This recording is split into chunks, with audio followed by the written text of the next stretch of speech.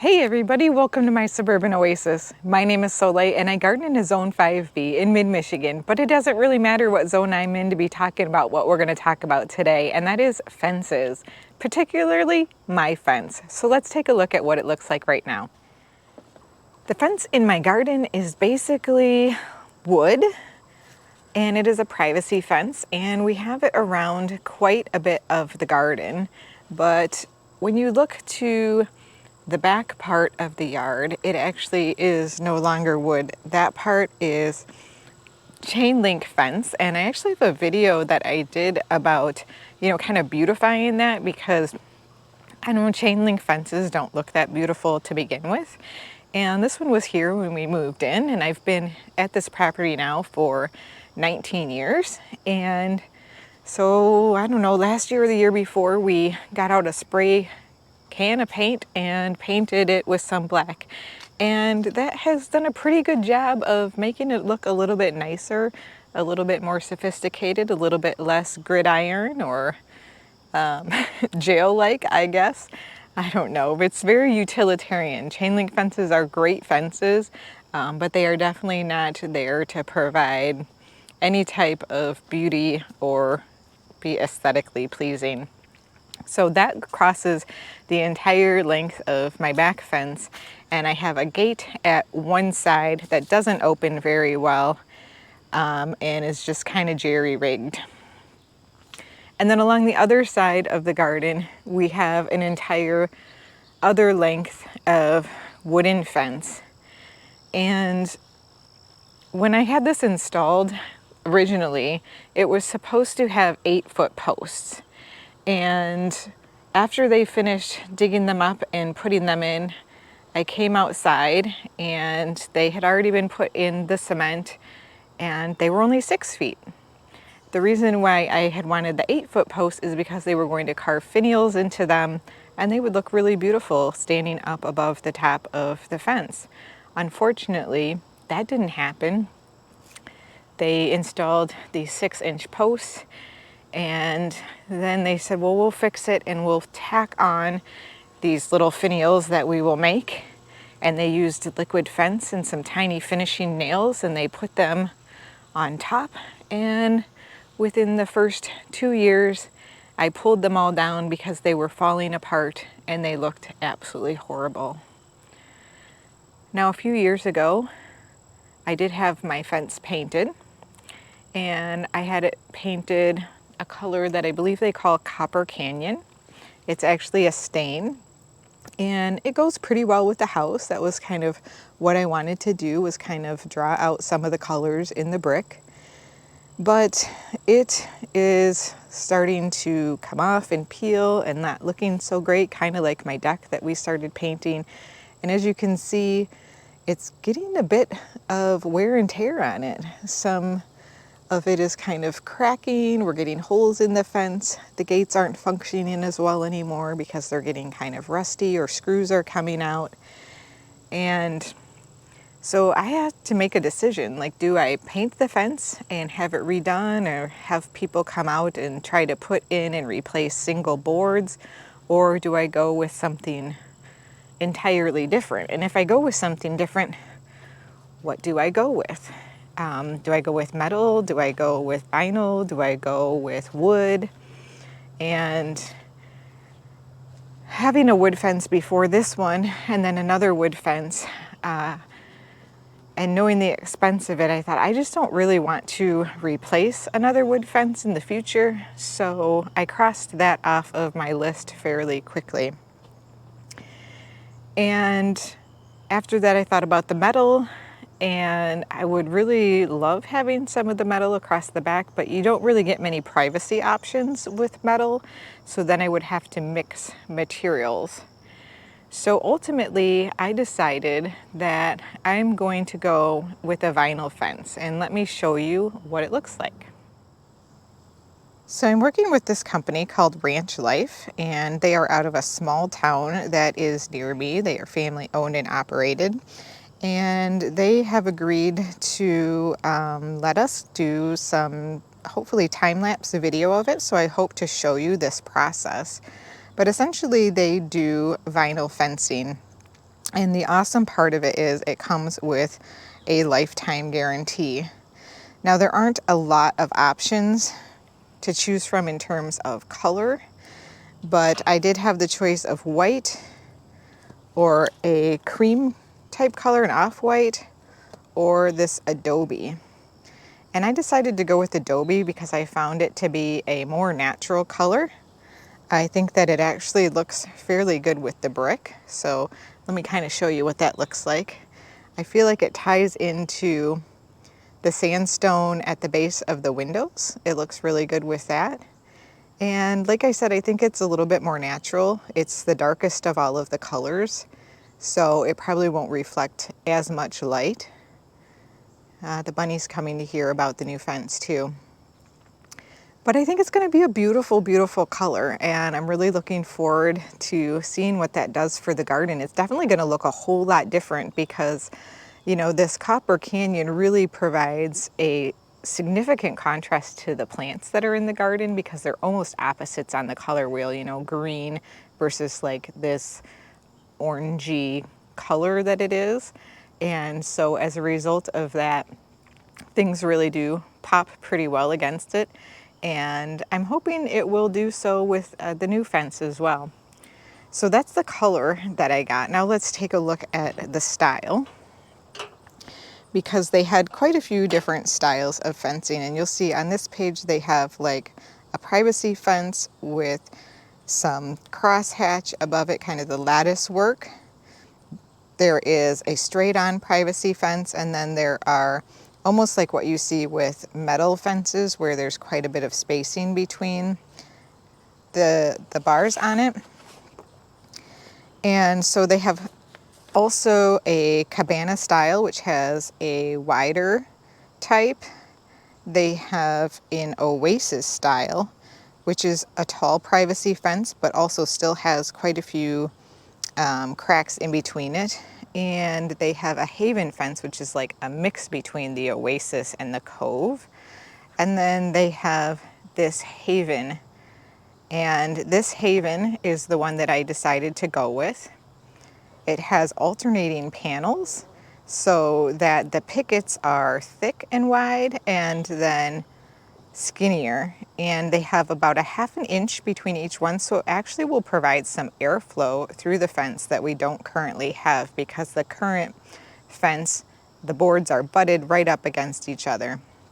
And so I'm going to have a 6-foot Haven fence in adobe color, and I'm super excited about that. But that is just going to be on the sides and for the gates. I didn't want to have this privacy fencing for the way back because I actually enjoy being able to see back into the way back. And while I want that separation to ensure that I don't have the deer, I am going to go with, let's see, where is it at? Oh, the Cove up here. So I'm going to go with this one, which does mimic the metal fencing. So I feel like I'm going to get the best of both worlds here because it has the skinny panels here, and they have 1.5 inches and then 3 inches of spacing between them. So I'll still be able to get that wonderful view into the way back garden. And that one will be 4 feet tall, which is the current height of the fence back there that is made out of, well, there it is. It's just made out of the chain link fence. And like I said, there's only one gate back there. Now what we're going to do to kind of change it up a little bit is we're going to add an additional gate. And that's because I think it'll give me a little bit more ability to access and do work back there, especially now that I'm spending more time back there and making it a little bit more beautiful. So the first thing that we're going to do with the gates is on this side, we are going to take the gate, and instead of opening this way and having to kind of go out towards that tree, the gate is now going to open this way, and that way it opens more towards my property as opposed to the neighbor's property, and I think that will be real nice. I may have to do something to take out that tree because otherwise it will probably swing into it and not open all of the way. But then I do also, like I said, want to open up some of the access in the garden a little bit more so that I can more readily get back there. I take a lot of my compost back there, or my vegetation to begin to compost back there. And so I'm going to open up an area right here. And I think it's the perfect area. So if we come in from the garden this way and walk along this path right here where it leads towards the fence is where we will have another gate that opens to the back. So I think that's going to be the perfect spot for me to be able to carry things through as well and just kind of give me more access, because I think it's really important to be able to get around your yard and make use of as much of it as you can. So I think that's really going to do it for me. All right, let's take a look at the last part of the fence selection that I needed to make. So in addition to picking out the color and the type of fencing, I also needed to choose from the post cap options, and they had the ball cap option, they have the classic, the Federation, the square, the New England, and the Gothic. I definitely did not want to do the Gothic. This was the type of post that I was hoping to have carved into my wooden fence when I was supposed to have the 8-foot tall, but I actually don't really like the way that this ball looks in vinyl, so I'm not going to go with that. I just think that it doesn't look great. I don't know, kind of fakey, I guess. And I'm trying to keep it as natural looking as possible, even though I'm using the vinyl. So the Federation for me is a little too stacked. It's just a little too flat, not really all that interesting. And then the square was kind of okay, but I preferred these two. So these two were my final choices to kind of narrow down what I wanted to do. But when I looked at it, kind of the height on this one turned me over to wanting this one. So I went with the New England style, and it's a little bit flatter of a cap. And I think it's just going to be real elegant and sweet and simple. And that's exactly what I'm looking for, because I want the plants to show and, look beautiful, and the fence just to be the gorgeous stage backdrop. So that's what we're going to go with. Now, vinyl fencing might not be something that's for you, but I just want to say that the reason why I really chose it is because for me, it's not supposed to warp, it's not supposed to crack, it's not supposed to change color, it's not supposed to peel or droop or do anything like that, and it actually holds up better to some storm damage if there's tree branches that drop. And I know that's a real possibility in my neighborhood because we have a lot of trees around the garden, and it is actually reinforced by aluminum within it, because I asked if they could reuse the fence posts that I currently have in the ground, and they can't, so they actually have to dig those out depending on where the placement of the posts go, and replace them with this new fence post. So it's going to be great. And it comes with a lifetime guarantee, which, like I said, is super important to me because I've already replaced this fence before, and it's very costly. If you've ever looked into fencing options, it's amazing to me how much they actually cost, and there's a lot that goes into the labor to actually put them in, and these are made to order. So once I made my decisions, we made the arrangements for them to, get all of the vinyl made so that they have enough parts and pieces for it. And we should be putting it in hopefully in early November before we even get to winter. Now, what I want to do is try to prep the garden for this, because certainly they are well aware of my garden, and they said that they can help to protect it, but I want to try to, hope that some of the things are going to die back and I'm going to be able to clean them up, and try to just make sure that there aren't things in their way that might get broken or damaged.